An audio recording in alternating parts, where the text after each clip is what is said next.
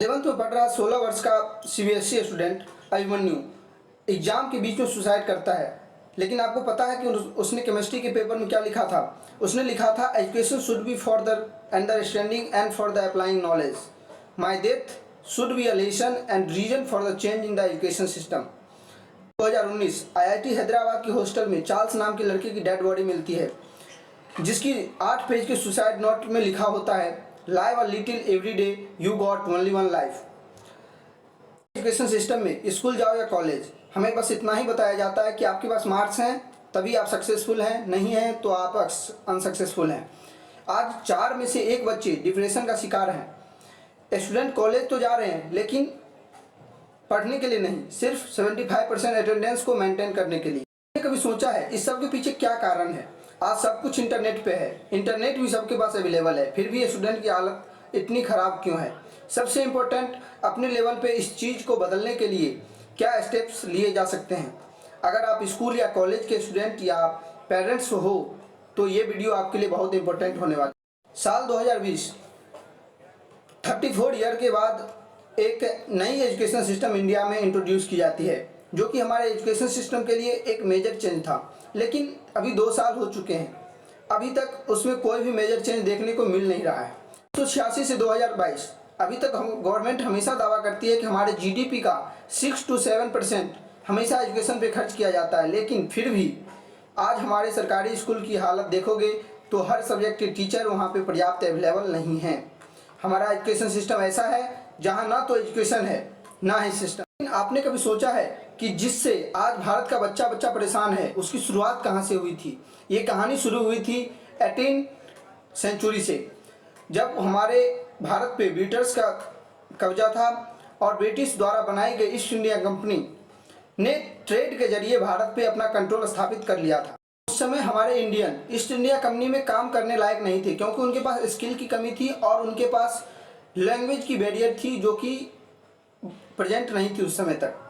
तब अंग्रेज़ों ने ब्रिटिश से थॉमस बेबटन मैकॉले को बुलाया, जिसे एजुकेशन सिस्टम का जनक कहा जाता है। पहले के डिजाइन किए गए एजुकेशन सिस्टम के द्वारा अंग्रेज़ों को जल्द ही स्किलफुल लोग और इंग्लिश स्पीकिंग पर्सन मिलने लगे, जो कि ईस्ट इंडिया कंपनी में काम कर सके बिना किसी क्वेश्चन के। तो ये एक बहुत बड़ी सफलता थी अंग्रेज़ों के लिए, जो एजुकेशन सिस्टम द्वारा लाया गया था भारत में। इंग्लिश को प्राइमरी लैंग्वेज के रूप में बना दिया, जिससे लैंग्वेज की बैरियर जो थी हमारे काम करने की वो भी दूर हो गई। तब बात आती है हमारी 1947। भारत आज़ाद तो हो गया, लेकिन हमारी जो एजुकेशन सिस्टम थी वो अंग्रेज़ों वाली ही रह गई। अगर कोई आपको आकर इंग्लिश में बात करता है तो आप सोचते हो कितना स्किलफुल पर्सन है, कितना ज़्यादा पढ़ा लिखा है, लेकिन अगर वही बात को हिंदी में आकर कह देता है तो आपको कभी कभी बुरा भी लग जाता है, क्योंकि कुछ बातें जो इंग्लिश में अच्छी लग जाती है वो बातें हिंदी में गलत लगती है। इंडियन एजुकेशन पॉलिसी की सच्चाई भी है। ASER जो कि एक संस्था है, उसकी रिपोर्ट के अनुसार आज 83% एजुकेटेड पर्सन के पास जॉब नहीं है। क्यों नहीं है? क्योंकि वो स्किलफुल नहीं है। 83% जो हमारे एजुकेटेड हैं वो एलिजिबल ही नहीं हो पाते हैं। ऐसा नहीं है कि इंडिया में जॉब नहीं है, क्यों, जॉब्स तो भरे पड़े हैं, लेकिन हमारे पास स्किल नहीं है कि हम उसके लिए एलिजिबल हो पाएँ। हमारे पास स्किल की कमी है, तो हमें स्किल पे काम करना होगा, जो कि प्रैक्टिकल के द्वारा ही संभव है। इसके पीछे एक बहुत बड़ा रीजन है practical versus impractical education system का। इंडियन एजुकेशन सिस्टम में अगर आप टेक्स्ट बुक की बातें याद कर लेते हो तो आप एक अच्छे स्टूडेंट माने जाते हो, लेकिन अगर आप नहीं कर पाए तो आप वहीं पे जाहिल और गवार समझे जाते हो। सर्वे के अनुसार यह पता चला है कि भारत में 60% स्कूल में अभी भी लेबोरेटरी नहीं है, जो कि प्रैक्टिकल न हो पाने का सबसे बड़ा रीजन है। डिग्री होना ज़रूरी तो है ही, लेकिन स्किल ज़्यादा मैटर करती है, क्योंकि एट लास्ट स्किल से ही जॉब मिलेगी। लास्ट बात निकल के यही आती है कि how can we fight with the education system, how can we change this and how can we be practical. तो हमें कुछ मेजर स्टेप्स लेने पड़ेंगे, जो कि निम्न स्टेप्स हैं, तो आप लोग इसे जरूर अपनाने का प्रयास। हमारा है try to be practical and skill. अगर आप प्रैक्टिकल होंगे और स्किलफुल होंगे, आपके पास जरूर जॉब होंगी। Learn from the squeeze failure. आपको पास अगर फेल्यूर आती है तो आपको फेल्यूर से भी बहुत कुछ सीखने को मिलता है। फेल्यूर से हमें कुछ ऐसी बातें सीखने को मिल जाती है जो हमें सक्सेस नहीं।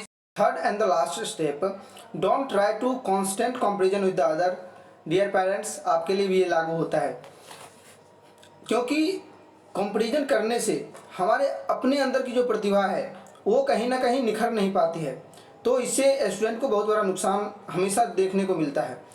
तो I think this video will help you to understand the real and the basic problem of the education system and help you to become a skillful person. What do you think about your education system in the India? Please mention in the comment below. Thank you.